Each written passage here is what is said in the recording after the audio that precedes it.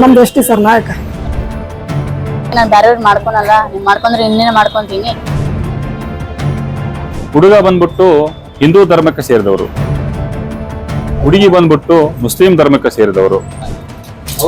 Muslim sir. ನಮಗೆ ಮದುವೆ ಮಾಡಿಸ್ಬೇಕು, ನಮಗೆ ಧರ್ಮ ಅಡ್ಡಿ ಬಂದಿದೆ. ರಾಜ್ಯದಲ್ಲಿ ಒಂದೆಡೆ ಲವ್ ಜಿಹಾದ್ ಎಂಬ ಕಿಚ್ಚು ಸದಾ ಉರಿಯುತ್ತಲೇ ಇದೆ. ಧರ್ಮ ಜಾತಿಗಳ ಸಂಘರ್ಷದ ನಡುವೆ ಪ್ರೀತಿ ಎಂಬುದು ಸವಾಲಾಗಿ ಪರಿಣಮಿಸಿದೆ ಕಣ್ರಿ. ಆದ್ರೆ ಇಲ್ಲೊಂದು ಜೋಡಿ ಆ ಎಲ್ಲಾ ಸಂಕೋಲೆಗಳನ್ನ ಮೀರಿ ಒಂದಾಗಿದೆ. ಬಸ್ಸಿನ ಪ್ರಯಾಣದಲ್ಲಿ ಶುರುವಾದ ಇವರ ಕಿರು ಪರಿಚಯ ಇಂದು SP ಕಚೇರಿಯ ಮೆಟ್ಟಲೇರುವಂತೆ ಮಾಡಿದೆ ಕಣ್ರಿ. ಒಂದು 2-3 ವರ್ಷ.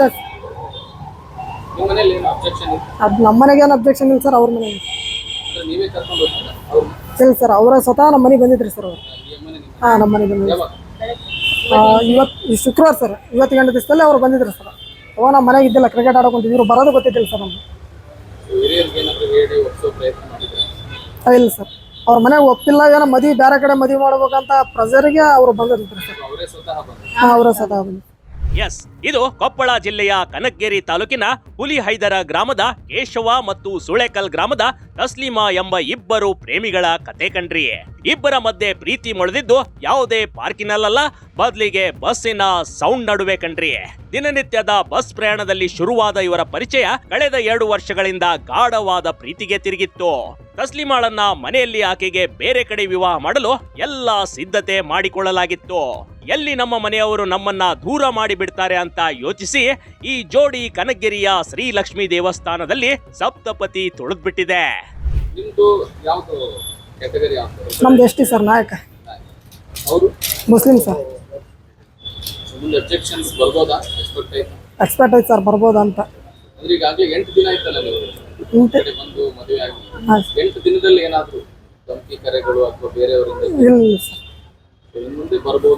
ಬರ್ಬೋದು ಸರ್, ನಾವು ಊರಿಗೆ ಹೋದಾಗ ಬರ್ಬೋದಂತ ಸರ್. ಅವ್ರ ಮನೆಯವರಾದ್ರೂ ಬಂದು ಅಟ್ಯಾಕ್ ಮಾಡ್ಬೋದು. ಹಣೆಗೆ ಕುಂಕುಮ ಇಟ್ಕೊಂಡ ಮುಸ್ಲಿಂ ಯುವತಿ, ಪ್ರೀತಿಗಾಗಿ ಅರಿಶಿಣದ ಕೊಂಬು ಕಟ್ಟಿಕೊಂಡ ತಸ್ಲೀಮಾ. ಕೇಶವ ಹಿಂದೂ ಯುವಕ, ತಸ್ಲೀಮಾ ಮುಸ್ಲಿಂ ಯುವತಿ. ಆದ್ರೂ ಹಿಂದೂ ಸಂಪ್ರದಾಯದಂತೆ ತಸ್ಲೀಮಾ ಹಣೆಗೆ ಕುಂಕುಮ ಇಟ್ಟು ಅರಿಶಿಣದ ಕೊಂಬು ಕಟ್ಟಿಕೊಂಡು ಕೇಶವನ ಬಾಳ ಸಂಗಾತಿಯಾಗಿದ್ದಾಳೆ ಕಣ್ರಿ. ಕೇಶವ ಯಾವುದೇ ಒತ್ತಡ ಹಾಕಿಲ್ವಂತೆ, ಆದ್ರೆ ತಸ್ಲೀಮಾ ಮನಪೂರ್ವಕವಾಗಿ ಹಿಂದೂ ಸಂಪ್ರದಾಯವನ್ನ ಒಪ್ಪಿಕೊಂಡಿದ್ದಾಳೆ. ನಾವು ಅಪ್ರೋಚ್ ಆಗಿದ್ವಿ.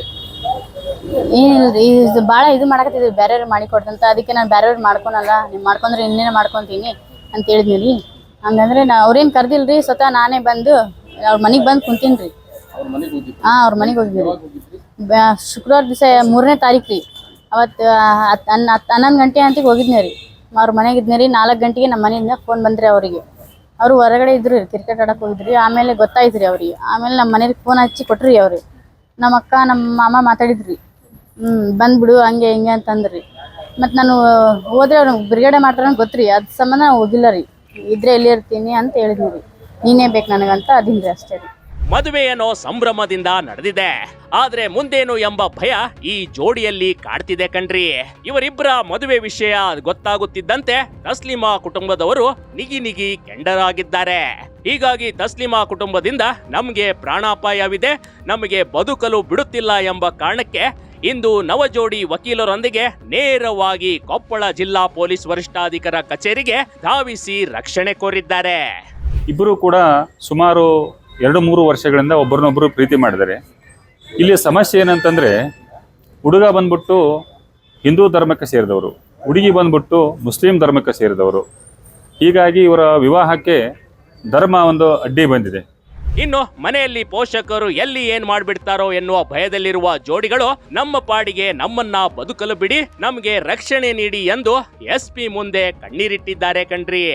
ಇಲ್ಲಿ ಹುಡುಗನ ಫ್ಯಾಮಿಲಿಯವರು ಈ ಮದುವೆಗೆ ಯಾವುದೇ ತಕರಾರಿಲ್ಲ. ಇಲ್ಲಿ ಇವತ್ತಿನ ಒಂದು SP ಆಫೀಸಿಗೆ ರಕ್ಷಣೆ ಕೋರಿ ಬಂದಿರತಕ್ಕಂಥ ಹುಡುಗನ ಫ್ಯಾಮಿಲಿ ಜೊತೆಗೆ ಅವರ ತಂದೆಯವರಿರ್ಬೋದು, ಅವ್ರ ಸಂಬಂಧಿಕರು ಎಲ್ಲರೂ ಹಾಜರಿದ್ದಾರೆ. ಅವ್ರಿಗೆ ಈ ಮದುವೆಗೆ ಯಾವುದೇ ರೀತಿಯಿಂದ ವಿರೋಧ ಇಲ್ಲ. ಆದರೆ ಹುಡುಗಿಯ ಸಂಬಂಧಿಕರು ಕೆಲವೊಬ್ಬರು ಈ ಒಂದು ಮದುವೆಯನ್ನು ವಿರೋಧಿಸ್ತಕ್ಕಂಥದ್ದು, ಅವ್ರ ಮೇಲೆ ದಾಳಿ ಮಾಡ್ತಕ್ಕಂಥದ್ದು, ಅವ್ರ ಮೇಲೆ ಏನಾದರೂ ಮಾರಣಾಂತಿಕ ಹಲ್ಲೆ ಮಾಡ್ತಕ್ಕಂತಹ ಸಂಭವ ಇರೋದ್ರಿಂದ ಮುಂದೆ ಏನೋ ಅನಾಹುತ ಸಂಭವಿಸದೇ ಇರಲಿ ಅನ್ನೋ ಕಾರಣಕ್ಕೆ ಅವರು ಮುಂಚಿತವಾಗಿ ಈ ಒಂದು SP ಆಫೀಸನ್ನು ಸಂಪರ್ಕಿಸಬೇಕಂತ ನನ್ನನ್ನು ಭೇಟಿಯಾದಾಗ ನಾನು ಒಬ್ಬ ಕಾನೂನು ಸಲಹೆಗಾರನಾಗಿ, ಒಬ್ಬ ವಕೀಲನಾಗಿ ಅವರ ರಕ್ಷಣೆಗೋಸ್ಕರ ಇಲ್ಲಿಗೆ ಕರ್ಕೊಂಡು ಬಂದಿದ್ದೇನೆ.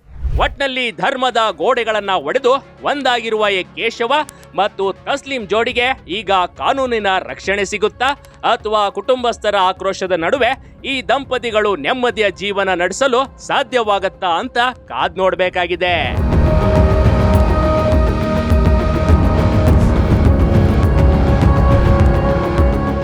ಬಿಗ್ ಟಿವಿ ಕರ್ನಾಟಕ ಯೂಟ್ಯೂಬ್ ಚಾನಲ್ಗೆ ಈಗಲೇ ಸಬ್ಸ್ಕ್ರೈಬ್ ಮಾಡಿ.